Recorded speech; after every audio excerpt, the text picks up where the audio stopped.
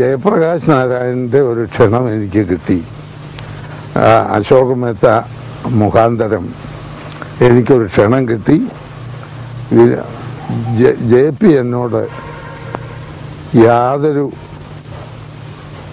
സൗജന്യവുമില്ലാതെ ഒരു ദയവുമില്ലാതെ എന്നെ കണ്ട മാത്രയിൽ, എന്നെ പറഞ്ഞ് പരിചയപ്പെടുത്തി കഴിഞ്ഞ മാത്രയിൽ JP പറഞ്ഞു, ഉദ്യോഗം ഉപേക്ഷിച്ചിട്ട് ഈ പ്രവർത്തനത്തിൽ ഏർപ്പെടൂ എന്ന് അദ്ദേഹം ആവശ്യപ്പെട്ടു. അദ്ദേഹം വളരെ കടുപ്പക്കാരനായ ഒരാളാണ്.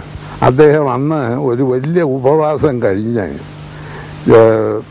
പൂർണ്ണമായും സർവോദയത്തിൽ ഉൾപ്പെട്ട് കഴിഞ്ഞ ഘട്ടമാണ്.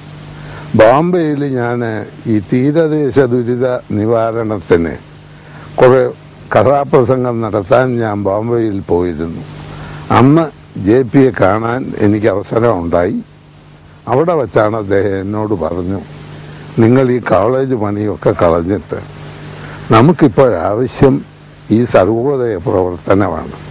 അതുകൊണ്ട് വിനോബാജിയുടെ ഭൂദാൻ മൂവ്മെന്റിൽ നിങ്ങൾ പങ്കെടുക്കൂ എന്ന് പറഞ്ഞു. അന്ന് ഞാൻ പന്തളത്താണ്. ഞാൻ തിരികെ പന്തളത്ത് വരുമ്പോൾ